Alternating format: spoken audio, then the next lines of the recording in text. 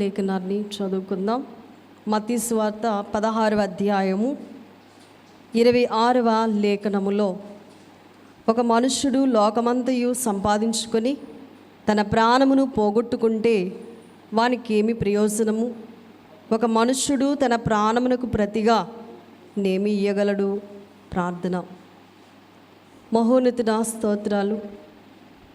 మాకు బదులుగా ప్రాణమిచ్చిన తండ్రి, నీ సన్నిధానంలో కూర్చున్న మేము దేవా, నీ వాక్యం వింటూ ఉన్న మేము మాలో ఉన్నటువంటి సమస్త బలహీనతల నుండి విడుదల పొంది నీవు మాకు బదులుగా మా భారమంతా మోసి ఉన్నావనే సంతోషముతో నిన్ను సేవించే భాగ్యము, నీ మాటల్లో ఉన్నటువంటి ఆ మాధుర్యమును మేము అనుభవిస్తూ సంపూర్ణ స్వస్థత పొందుకుంటూ నిన్ను స్తుతించే భాగ్యం అనుగ్రహించవని నమ్మి వాక్యదారిగా మా మధ్యకు ఏం చేసినా నిన్ను అడిగి వేడుకుని పొంది ఉన్నాము పరమ తండ్రి. ఆమేన్. పరిశుద్ధ లేఖనములో మనము ఆలోచన చేసి ధ్యానం చేసినట్లయితే, నేటి దినమందు ఈ మత్తయి సువార్తలో మత్తయి గారు రాసినటువంటి మాటల్లో యేసు ప్రభువారు పలికినటువంటి మాట మనకి కనబడుతుంది. 16వ అధ్యాయము 26వ వచనములో యేసు ప్రభువారే ఒక మాట తెలియజేశారు. ఒక మనుష్యుడు లోకమంతయు సంపాదించుకొని తన ప్రాణమును పోగొట్టుకుంటే వానికి ఏమీ ప్రయోజనము? ఏమైనా ప్రయోజనమా? లేదు. ఎందుకంటే అంతా సంపాదించుకొని ప్రాణం లేకపోతే సంపాదించిందంతా కూడా వ్యర్థం. రెండవది అనగా ఒక మనుష్యుడు తన ప్రాణమునకు ప్రతిగా ఏమి ఇయ్యగలడు? ప్రాణానికి ప్రతిగా ఏమి ఇయ్యగలడు? ఈ మాటల గురించి మనము ఆలోచన చేసినట్లయితే, లోకమంతా సంపాదించినా కూడా అది అంతా కూడా వ్యర్థమే. ఈరోజున మన కొరకు మరి ప్రభు ఏం చేశారో ఆ విషయాన్ని మరి నేటి దిన వర్తమానముగా ప్రతిగా అనేటువంటి మాటలు బైబిల్ గ్రంథములో, ప్రతిగా అంటే అర్థం ఏంటంటే బదులుగా, మనకి బదులు ప్రభు ఏం చేశారో, ఎవరు ఏం చేశారో ఆ విషయాలన్నింటినీ కూడా ఈరోజున మనము ధ్యానం చేసినట్లయితే, యోహాను సువార్త 2వ అధ్యాయములో, యోహాను సువార్త 2వ అధ్యాయము 16వ లేఖనములో ఒక మాట వ్రాయబడి ఉంది.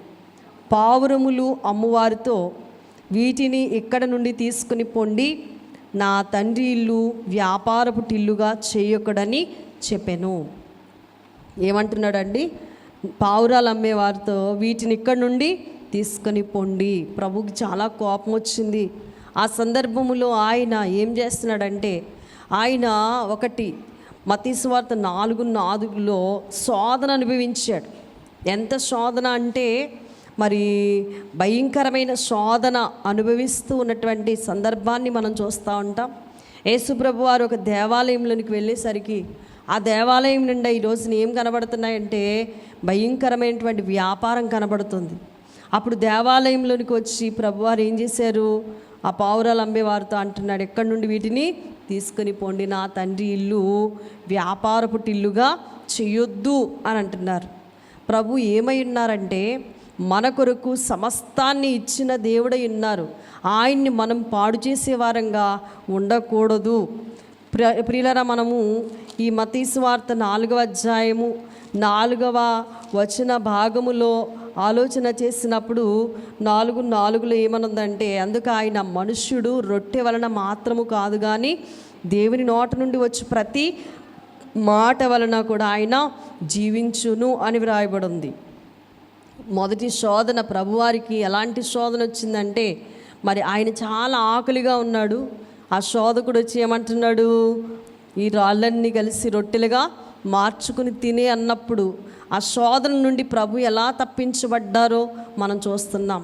ఈ రోజున లోకాన్ని సంపాదించే పనిలో పడిపోతున్న వారలారా, ప్రభు మనతో మాట్లాడుతున్నారు. ఏం చేయకూడదంట? లోకములో ఉన్నదానిని ఏం చేయాలంటే విసర్జించాలి.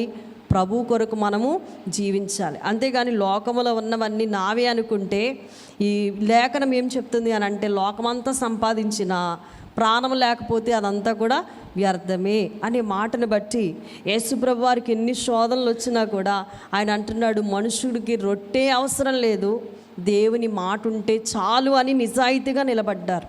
ఈరోజు స్వస్థశాలలోనికి వచ్చిన మనం కూడా అనాలి, ఏమనంటే నాకు వైద్యుడే అక్కర్లేదు, నా విశ్వాసాన్ని బట్టి నా దేవుడు నన్ను బాగు చేస్తారు అనగలగాలి.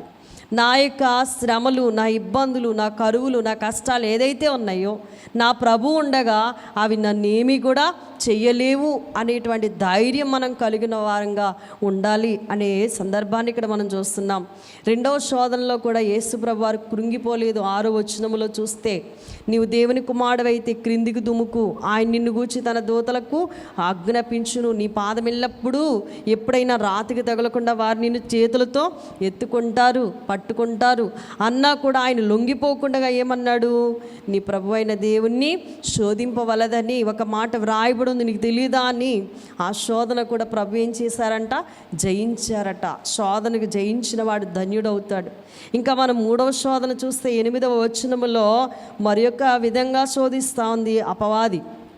ఎత్తైన ఒక కొండ మీదకి తీసుకెళ్ళింది, ఈ లోకరాజ్యాలను చూపిస్తుంది, వాటి మహిమను ఆయనకు చూపిస్తే ఏమంటుంది, నీవు సాగిలిపడి నాకు నమస్కారం చేస్తే చాలు, వీటన్నింటినీ నీకు ఇచ్చేదను. రాత్రికాలం అందు మనం వీక్షించిన ఆ సినిమాల్లో కూడా చాలా చక్కగా స్పష్టంగా చూపించారు. కనుక ఎత్తైన శిఖరం మీద నుండి దుముకు అనే ఆ సందర్భాన్ని మరి లోకరాజ్యాలను చూపించి, మరి రాళ్ళను చూపించి ఎన్ని విధాలుగా మోసం చేయాలనుకున్నా కూడా ప్రభువు దేనికి కూడా మరి లొంగలేదు అనే విషయాన్ని మనం చూస్తాం. అలాగే మనం కూడా శోధన ఏం చేయాలి, జయించాలి. ఎందుకు జయించాలంటే మనకి బదులుగా ప్రభు సమస్తాన్ని కూడా ఏం చేశారు, జయించారు. మనకి బదులు సమస్తాన్ని, లోకాన్ని, పాపాన్ని, శాతాన్ని, శత్రువుని, ఆయన అన్నింటినీ కూడా ఏం చేశారు, జయించారు. మనకి బదులుగా చేసిన ప్రభువుని మనం చూడాలట, కానీ మన శోధనలో పడిపోకూడదట. మరి ఆలోచన చేసినట్లయితే గలతీ పత్రికలో మనము చదివితే అపోస్తలుడైనటువంటి పౌలు గారు గలతీ పత్రికలో రాశారు 5వ అధ్యాయంలో, సాతాను శోధనలధికమైన సొమ్మసిల్లక సాగి వెళ్ళేదను, సాతాను శోధనలధికమైన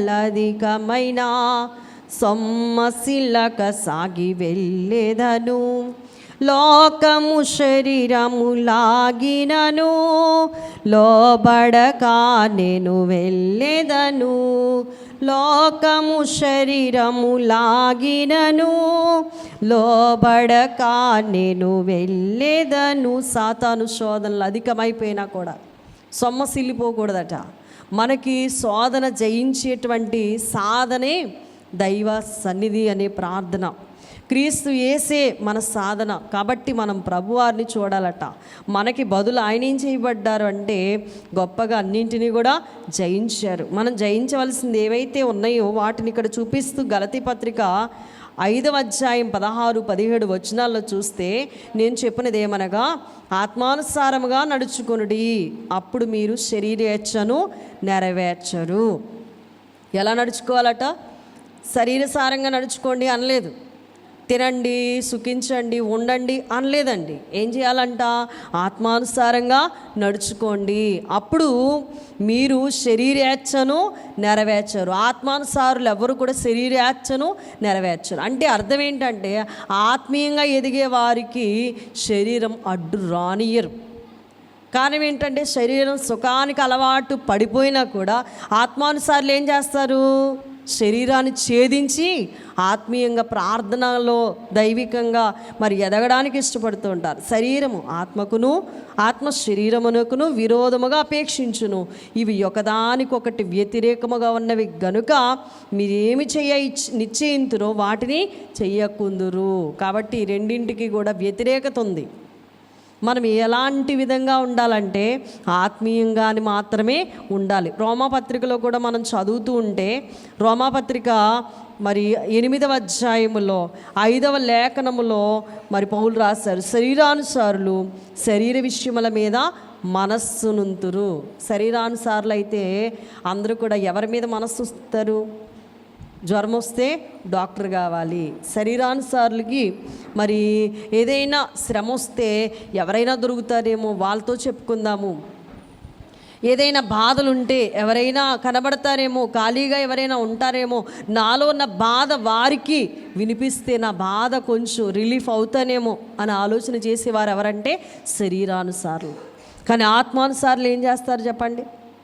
దేవుని దగ్గరికి వెళ్ళాలి, దేవునితో మాట్లాడాలి, దేవునితో ఉండాలి అనేటువంటి సంబోధన కలిగి ఉంటారు. శరీరానుసారులు శరీర విషయముల మీద మనసు ఉంచుతారు, ఆత్మానుసారులు ఆత్మ విషయముల మీద మనసు ఉంచుతారు. అందుకని శరీరానుసారమైన మనస్సు మరణము. శరీరానుసారమైన మనస్సు తాత్కాలికంగా ఎవరైనా దొరికితే నాకు ఈ శ్రమ ఉందండి, ఈ బాధ ఉందండి, అది రిలీఫ్గా నీకు అనిపించవచ్చు. కానీ అది ఎక్కువ శ్రమను కల్పిస్తుందనే సంగతి నీవు మర్చిపోతావు. శరీరము ఏం చేస్తుందంటే ఎవరైనా దొరికితే బాగుండు, నా శ్రమ వాళ్ళ చెవిలో పాడేస్తే కొంచెం రిలీఫ్ అవుతాననుకుంటావు. కానీ అక్కడ నీ మాట విన్నట్టుగా నీకేదో సహాయం చేస్తున్నట్లుగా అనిపిస్తూ ఉంటుంది. కానీ ఆ మాట బయటికి వెళ్ళిందంటే అది ఇంకా భయంకరమైన శ్రమతో కూడిన మాట అని మాత్రం నీకు అర్థం కాక నీవు రిలీఫ్ అయ్యావు అనుకుంటావు. కానీ దాని ద్వారా ఎక్కువ శ్రమను నువ్వేం చేస్తావు? కలుగుంటావు. అందుకని హృదయ రహస్యాలు ఎరిగిన ప్రభు దగ్గర కూర్చునేదేమో ఆత్మ, ఎవరు పడితే వాళ్ళ దగ్గర కూర్చుని సోది చెప్పేదేమో శరీరము. కాబట్టి రెండింటికి పడదు. కీర్తనకారులు మాట్లాడుతూ మరి కీర్తన గ్రంథంలో రాసినటువంటి మాటలు చూస్తే 73వ కీర్తన 25వ శరణములో మరి ఈ భక్తుడు రాసినటువంటి మాటను మనం చూస్తే, ఆకాశమందు నీవు తప్ప నాకెవరున్నారు, నీవు నాకు ఉండగా లోకములోనిది ఏదియూ నాకు అక్కర్లేదు అంటున్నాడు భక్తుడు. ఆకాశంలో నీవు తప్ప నాకు ఎవరున్నారు మనం అనలేం. కానీ ఆకాశములున్న దేవునికి మనము ఏం ప్రార్థిస్తున్నామో తెలుసు, దేవునికి సమస్తం కూడా తెలుసు. కాబట్టి దేవుడు మనకుండగా లోకములోనిది ఏది నాకు అక్కర్లేదు అనగలగలట. లోకంలో ఉన్నది అంతా శరీరాశ, అది నాకు అక్కర్లేదు. లోకంలో ఉన్నది శారీరకమైన ఆశలు కనుక అవి నాకేమీ అవసరం లేదు. కానీ నాకేం కావాలి? ప్రభు కావాలి. ప్రభుని మాత్రమే మనము తలంచేదిగా ఉండాలి. అందుకనే మనకి బదులుగా ప్రభు ఏం చేశారంట? తన మరణాన్ని అప్పగించారు. కొన్ని విషయాలు బదులుగా చేసిన విషయాలు మన బైబిల్ గ్రంథంలో చూసినట్లయితే, మరి ఈ రోజున మన కొరకు పాపులకు ప్రతిగా యేసుక్రీస్తు ప్రభు వారు ఏం చేశారు? ప్రాణాన్ని అర్పించారు. మనందరికి బదులుగా మనము అనుభవించవలసిన శ్రమ, శిక్ష, వ్యాధి, బాధ అన్నీ కూడా ఎవరు అనుభవించారు? మనకి బదులుగా ప్రభు అనుభవించారు. కాబట్టి మరి కొన్ని విషయాలు బైబిల్ గ్రంథములోండి మనం ఆలోచన చేసినట్లయితే, మరి చూడండి బైబిల్ గ్రంథంలో కొందరు మనకి కనబడతారు. ఆదికాండము 4వ అధ్యాయం చదవండి ఒకరు. 4వ అధ్యాయం 25వ వచనంలో, 4:25లో ఆదాము మరలా తన భార్య అయిన అవ్వను కూడినప్పుడు ఆమె కుమారుని కన్నది. కయీనును చంపిన హేబేలుకు ప్రతిగా దేవుడు నాకు మరి ఒక కుమారుణ్ణి ఇచ్చారు అని ఆమె సంతోషించిన సందర్భం ఇక్కడ మనం చూస్తూ ఉన్నాం. ఆదాం మరలా ఏం చేశాడంటే తన భార్య అయిన అవ్వను కూడినప్పుడు ఆమె కుమారుని కన్నది. కయీను చంపిన హేబేలుకు ప్రతిగా, హేబేలుకు బదులుగా దేవుడు నాకొక కుమారుణ్ణి, సంతానాన్ని ఇచ్చారు అని ఆమె సంతోషించినటువంటి సందర్భాన్ని ఇక్కడ మనము చూడగలుగుతూ ఉన్నాం. దేవుడు మనకి ప్రతిగా లేక మనకి బదులుగా ఏం చేశాడంటే తన ప్రాణాన్ని ఇచ్చినట్లుగా మనం చూడగలుగుతూ ఉన్నాం. అందుకని మనము ప్రియులరా, మరి ఆదాము మొదలుకొని ఈ యొక్క ఆదాములో నుండి వచ్చినటువంటి కుమారులు మరి ఇరువురిలో ఒకడు చనిపోగా ఆదాము మరి ఎంత దుఃఖించి ఉంటాడో, అయితే చనిపోయిన వానికి ప్రతిగా దేవుడు మరి యొక్క కుమారుణ్ణి అతనికి ఇచ్చినటువంటి విధానమును మనము చూడగలుగుతున్నాం బైబిల్ గ్రంథములో. అలాగుని మనము చూసినట్లయితే సహోదరునికి ప్రతిగా యోధా కూడా ఒక మాట మాట్లాడినటువంటి సందర్భాన్ని ఆదికాండముల్లో మనం చూస్తాం. 44వ అధ్యాయం చూడండి, 32వ వచనం.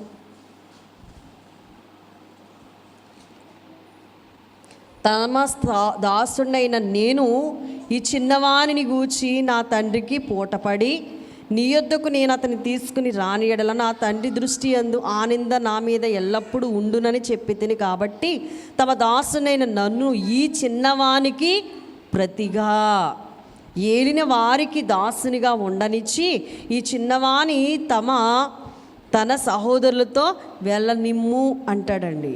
యోసేపు మీరు వేగులవారు అని తన అన్నల మీద ఒక నేరారోపణ చేసినప్పుడు ఆ ఏలిన వాన ముందు ఈ అన్నలైనటువంటి వారిలో యోధా ఏమంటున్నాడు చెప్పండి?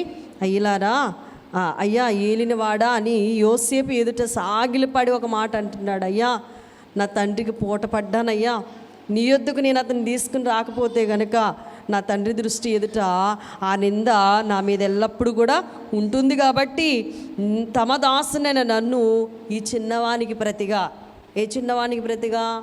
యోసేపు తమ్ముడైన బెన్యామీను అక్కడ కావాలి. ఆ బెన్యామీనుకు ప్రతిగా నేనుంటాను నీ దగ్గర, కానీ నా తమ్ముడిని దయచేసి అన్నలతో పాటు పంపించు అని తమ్ముడికి బదులుగా అక్కడ యోసేపుకి సరెండర్ అయిపోయాడు మరి ఈ యొక్క వ్యక్తి అనబడుతున్నటువంటి యోధా. మనము ఇక్కడ ఆలోచన చేసినట్లయితే సహోదరునికి ప్రతిగా యోధా మరి యోసేపుకు లొంగిపోయినట్లుగా చూడగలుగుతూ ఉంటాం. అలాగునని ఇంకా బైబిల్ గ్రంథంలో చూస్తే ఇశ్రాయేలీలకు ప్రతిగా మనము ఆలోచన చేసినట్లయితే ఇశ్రాయేలీలకు ప్రతిగానంట లేవీ గోత్రము మరి అర్పించబడడం చూస్తాం. సంఖ్యాకాండము 8వ అధ్యాయము, సంఖ్యాకాండం 8వ అధ్యాయములో 16వ వచనం. ఇశ్రాయేలీలలో ఇశ్రాయేలీలు ఎవరంట? నా వశము చేయబడిన వారు, తొలుసులైన ప్రతివానికిని అనగా ఇశ్రాయేలీలలో ప్రథమ సంతానం అంతటికి ప్రతిగా వారిని నేను తీసుకొని ఉన్నాను అంటున్నాడు. ఎవరికి ప్రతిగానంట? ప్రథమ సంతానం అంతటికి ప్రతిగా వారిని తీసుకొని ఉన్నాను. ఏలయనగా మనుషుల్లోనే పశువులలోనూ ఇశ్రాయేలీల్లో తొలుసూలి అయినది యావత్తును నాది. ఐగుప్తు దేశంలో తొలుసూలి అయిన ప్రతి వానిని నేను సంహరించిన నాడు వారిని నా కొరకు ప్రతిష్ఠించుకొంటిని.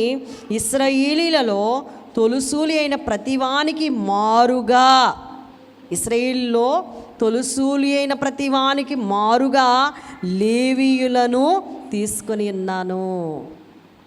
అర్థమైందండి? ఇశ్రాయేలు ఐగుప్తు దేశంలో ఉన్నప్పుడు ఐగుప్తులో ఘోష పుట్టించి దేవుడు ఏం చేశాడు? ఐగుప్తు దేశంలో ఉన్నటువంటి ఇశ్రాయేలుతో ఒక మాట అన్నాడు, తొలుసూలు సంతానం అంతా కూడా ప్రథమ సంతానము నాది అన్నారు. ఇప్పుడు ఇశ్రాయేలీలకు ప్రతిగా, ఇశ్రాయేల్లో ఉన్న తొలుసూలులకు ప్రతిగా ఇంకా ఎవరిని ఆయన ప్రతిష్ఠించుకున్నారంట? లేవీయులను. ఇశ్రాయేలుకు ప్రతిగా ఎవరిని ప్రతిష్ఠించుకున్నారు? లేవీయులైన వారిని ఆయన ప్రతిగా తీసుకున్నట్లుగా చూడగలుగుతూ ఉన్నాం. కాబట్టి తొలుసూలు సంతానము ప్రభుది. అయితే ఇశ్రాయేలుకు ప్రతిగా ఇప్పుడు లేవీయులు ప్రభుకి అంకితమైనట్లుగా చూడగలుగుతున్నాం.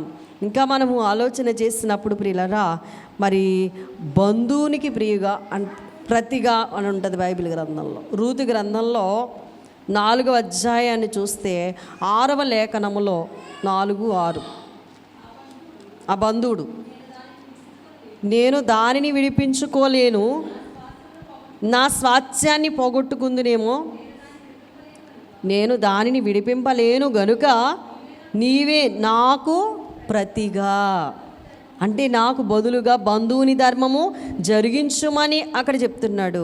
ఇశ్రాయేలీలో బంధు ధర్మాన్ని గురించి కానీ క్రయ విక్రయములను గురించి కానీ ప్రతి సంగతి స్థిరపరచడానికి పూర్వం జరిగిన మర్యాద ఏదంటే ఒకడు తన చెప్పు తీసి తన పొరుగువానికి ఇచ్చుటే ఒక ధర్మం.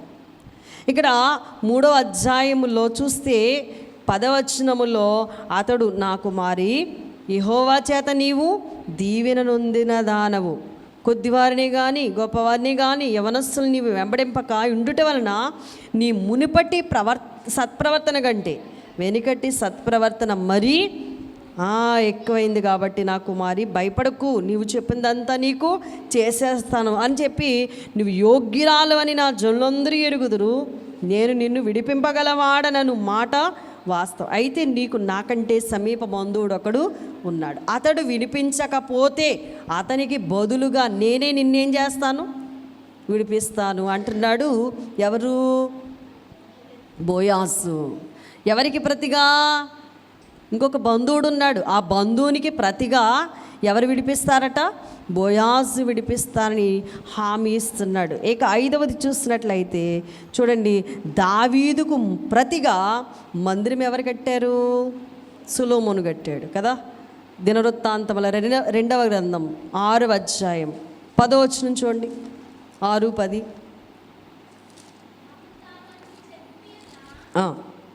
అప్పుడు తాను అట్లు చెప్పి ఉన్న మాటను యెహోవా ఇప్పుడు నెరవేర్చున్నాడు. అప్పుడు చెప్పిన మాట ఇప్పుడు నెరవేర్చాడు. యెహోవా సెలవు ప్రకారం నేను నా తండ్రి అయిన దావీదునకు ప్రతిగా ఎవరు కట్టాలి అసలు మందిరం? కావలసిన అవన్నీ కూడా మెటీరియల్ అంతా కూడా ఎవరు సమకూర్చేశారు? దావీదు సమకూర్చేశారు.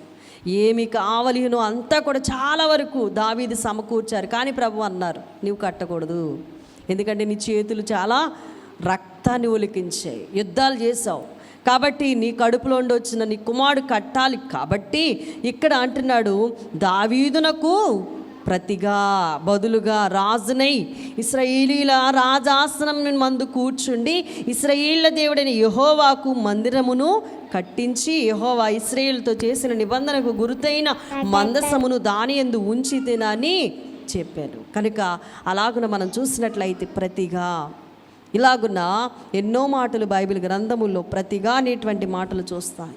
ఈరోజున మనకి ప్రతిగా మన ప్రభు ఏమైపోయారు? బలైపోయినటువంటి సందర్భాన్ని చూస్తాం. ఇక మరి ఒక విషయాన్ని మనం చూస్తున్నట్లయితే శ్రమకు ప్రతిగా దేవుడు అంటాడు, శ్రమకు ప్రతిగా పూదండను. యెషయా గ్రంథం 61. ఈరోజున వ్యాధి వచ్చిందని, బాధ వచ్చిందని, ఇబ్బందిగా ఉందని, కరువులు ఉన్నాయని సతమతమైపోతూ ప్రభు దగ్గరికి వచ్చిన మనతో ప్రభు మాట్లాడుతున్నారు. 61 అధ్యాయం 3వ వచనం. సియోన్లో దుఃఖించి వారికి ఉల్లాస వస్త్రములు ధరింపజేయుటకును బూడిదకు ప్రతిగా పూదండను, దుఃఖమునకు ప్రతిగా ఆనంద తైలమును. దుఃఖమునకు ప్రతిగా ఏమిస్తాడట? ఆనంద తైలం ఇచ్చి, ఇంకా భారభరితమైన ఆత్మకు ప్రతిగా స్తుతి వస్త్రమును వారికి ఇచ్చుటకును ఆయన నన్ను పంపియున్నాడు. 7వ వచనం చూడండి. నీ అవమానమునకు ప్రతిగా రెట్టింపు ఘనత నొందుదురు. మీ అవమానమునకు ప్రతిగా రెట్టింపు ఘనత నొందుదురు. అవమానింపబడుతున్న వారలారా మీరు ధన్యులు, రెట్టింపు ఘనతకు మీరు అర్హులు. 2వది, నిందకు ప్రతిగా తాము పొందిన భాగమును అనుభవించి వారు సంతోషింతురు. అందుకే దైవజనులు అన్నారు, నిందకు 100 బహుమానములు. నిందించబడుతున్న వారలారా మీరు ధన్యులు. మన యోబే మనకి ఒక గురిగా కనబడతా ఉన్నాడు. నిందలు అవమానములు దూషణ గందరగోళములున్నా నిందును దేవుని దూషింపక కడు భూషించెను గదా యోబు. సంధియములు చాలింపు మికా మానవుడు శ్రమను పొందక దైవా మానవుడేటు కాగలడో. నిందలకి అవమానాలకి ప్రతిగా ఏమిస్తాడట? రెట్టింపు ఘనత, గొప్ప భాగాన్ని దేవుడు మనకి ఇస్తాడంట. బూడిదనే దాంట్లో కూర్చున్న వారులారా పూదండను పొందుకుంటాం. దుఃఖపడుతున్న వారులారా ఆనంద బాష్పాలను ఇస్తాడు. దేనిని పొందుకుంటున్నా కూడా దేవుడు మనలను గొప్పగా ఆశీర్వదిస్తారు. ఆదికాండం 18:27 లేఖనములో వ్రాయబడిన మాటలు చూసినట్లయితే ఇక్కడ ఏమంటున్నాడంటే, అందుకు అబ్రహాము ఇదిగో ధూళియు బూడిదనయ్యున్నాను, నేను ప్రభువుతో మాట్లాడా తెగించుచున్నాను అంటున్నాడు. అలాంటి అబ్రహాము యొక్క మాటలు విన్న ప్రభు అబ్రహాంకి ఏం చేశారు? సహాయము చేశారు. గొప్ప దేవుడు మన తండ్రి. అందుకని మనం చూసినట్లయితే మత్తయి సువార్త 5వ అధ్యాయం 11వ వచనములో ప్రభు అందుకే అంటున్నా, నా నిమిత్తము జనులు మిమ్మును నిందించి హింసించి మీ మీద అబద్ధంగా చెడ్డ మాటలెల్లా పలుకున్నప్పుడు మీరు ధన్యులు, సంతోషించి ఆనందించండి, పరలోకమందు మీ ఫలము అధికమవును. ఇక్కడేముంది మన బడాయి?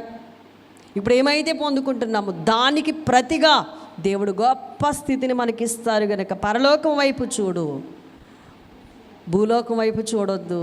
పైనున్న వాటిని వెతుకు, ప్రభుని వెతుకు. అప్పుడు మనకు అర్థమవుతుంది ఎవరినైనా క్షమించాలని, ఎవరినైనా బాధించే వారి కొరకు కూడా ప్రార్థన చేయాలని అప్పుడు మనకు అర్థమవుతుంది. ఎందుకంటే మన ఫలం ఎక్కడ కాదు, ఎక్కడ చూస్తాం? అన్ని మేలు చేసినటువంటి వారికి మేలు పొందుకొని ఆ జీతాన్ని కూడా ఖచ్చితంగా దేవుడు ఇస్తాడు. కనుక మనం దేనికి కూడా భయపడవలసిన అవసరత లేదు. కనుక మనము ప్రభుని చూస్తే మనం ఆశీర్వదించబడతాం. పిలిపిలికి రాసిన పత్రిక చూద్దాం, 4వ అధ్యాయం 4వ వచనం. పిలిపి పత్రిక 4వ అధ్యాయం 4వ వచనములో ఎల్లప్పుడూ నువ్వు ప్రభునందు ఆనందించుడి, మరలా చెప్పుదును ఆనందించుడి అంటున్నాడు. ఎల్లప్పుడు ఎలా ఉండాలంట? శ్రమలో ఉన్నా ఆనందంగా ఉండాలి, అవమానింపబడుతున్నా ఆనందంగా ఉండాలి, ఆనందంగా ఫీల్ అవ్వాలట. అప్పుడు మనము దేవుని చేత ఆశీర్వదింపబడతాం. మీ సహనమును సకల జనులకు తెలియని ప్రభు సమీపముగా ఉన్నారు. దేనిని గూర్చియు చింతపడకుడు కానీ ప్రతి విషయములోను ప్రార్థన విజ్ఞాపనల చేత కృతజ్ఞతాపూర్వకంగా మీ విన్నపములు దేవునికి తెలియచేయండి. మనం ఎలా ఉండాలి? ఆనందంగా ఉండాలి, సంతోషంగా ఉండాలి. మార్కు సువార్త 10వ అధ్యాయములో 45వ లేఖనములో వ్రాసిన మాటలు చూస్తే 10:45లో మనుష్య కుమారుడు పరిచారము చేయించుకొనుటకు రాలేదు, కానీ పరిచారము చేయుటకును అనేకులకు ప్రతిగా. అనేకుల కంటే ఒకరికిద్దరికి కాదు, ఒక జనాంగానికి కాదు, ఒక వంశానికి కాదు, ఒక గోత్రానికి కాదు, అనేకులకు ప్రతిగా విమోచన క్రయధనముగా తన ప్రాణము ఇచ్చుటకును వచ్చెను. రోమాపత్రిక 5వ అధ్యాయములో అనేకులకు ప్రతిగా ప్రాణం ఇచ్చిన ప్రభు 5వ అధ్యాయం 6వ వచనంలో చూస్తే, ఎలయనగా మనం ఇంకా బలహీనులమై ఉండగా క్రీస్తు యుక్త కాలమున భక్తిహీనుల కొరకు, ఏలయనగా అనేకులు ఎవరండి? వాళ్ళు భక్తిహీనుల కొరకు. భక్తిహీనమై ఉండగా క్రీస్తు యుక్త కాలమున బలహీనమై ఉండగా క్రీస్తు యుక్త కాలమున భక్తిహీనుల కొరకు చనిపోయాను. 7వ వచనములో నీతిమంతుని కొరకు సహితం ఒకడు చనిపోట అరుదు. అతడు ఎంతో నీతిమంతుడండి, నేను అతని కొరకు ప్రాణమిస్తాననే వారే అరుదైతే, ఇంకా మంచివాని కొరకు ఎవడైనా ఒకవేళ తెగింపు వచ్చినేమో అది అరుదే. కానీ అయితే దేవుడు మన ఎడల తన ప్రేమను వెల్లడిపరుచున్నాడు. ఎట్లనగా మనం ఇంకా పాపులమై ఉండగానే క్రీస్తు మన కొరకు మనకి బదులు చనిపోయాడు. మనం చనిపోవాలా? మనం నరకంలో పడిపోవాలా? మనం చిత్రహింస చేయబడాలి? మనకి బదులుగా వాళ్ళని ఏం చేయొద్దు, నేనున్నాను అని ఎవరు బలైపోయారండి? మనకి బదులుగా ప్రభువే బలైపోయారు. ఎవరు నా శత్రువు నెదిరించి గెల్చిరి, ఎవరు నా శోకంబు నెగురాగొట్టిరి,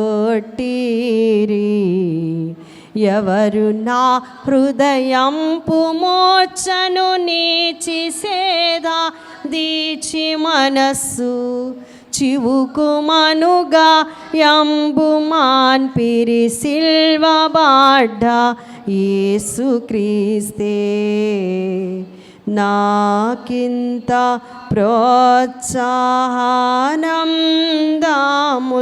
కల్గుట కేకర్తగనా హేతువయ్యుండు. మనకి ప్రతిగా మనకి బదులుగా సిలువబడ్డ క్రీస్తు తప్ప ఎవ్వరు కూడా మనకింత గొప్ప కార్యము చేసిన వారు లేరు. కనుక మనకి బదులుగా మనకి ప్రతిగా ఎంత గొప్ప కార్యం చేసిన దేవుణ్ణి నిత్యము మనస్సావాంచి ఏం చేయాలంట? మన చింత యావత్తు ఆయన మీద వేసి ఆయన వైపు చూస్తూ ఆయన్ని మనము కొనియాడితే కలిగే ఆశీర్వాదం చాలా గొప్పది. అందుకని ప్రభు వైపుకు చూద్దాం, ప్రభునందు ఆనందిద్దాం, ప్రభు ద్వారా సంతోషిద్దాం. అట్టి ధన్యత, సంపూర్ణ ఆరోగ్యం పొందుకునే ఆశీర్వాదకరమైన స్థితి కూడి వచ్చిన మనందరికీ స్వస్థశాలకి మించిన మనకి ప్రభు అనుగ్రహించునుగాక. ఆమేన్. మేఘారుడుగా మా మధ్యకు వచ్చి కొద్ది నిమిషములు దీనురాలనైన నన్ను దేవా నిలబెట్టి మాట్లాడిన తండ్రి స్తోత్రాలు. ఈ మాటలు మా హృదయాల్లో దేవా ఇదిగో మీరే దేవా వాటిని అనుభవించే విధముగా పదిలపరిచి వాక్యానుసారంగా మేము నడిచే భాగ్యం దయచేయమని, మమ్మల్ని స్వస్థపరచమని ఘనవైద్యుడైన యేసుక్రీస్తు వారి నామమున వేడుకుంటున్నాను పరమ తండ్రి. ఆమేన్.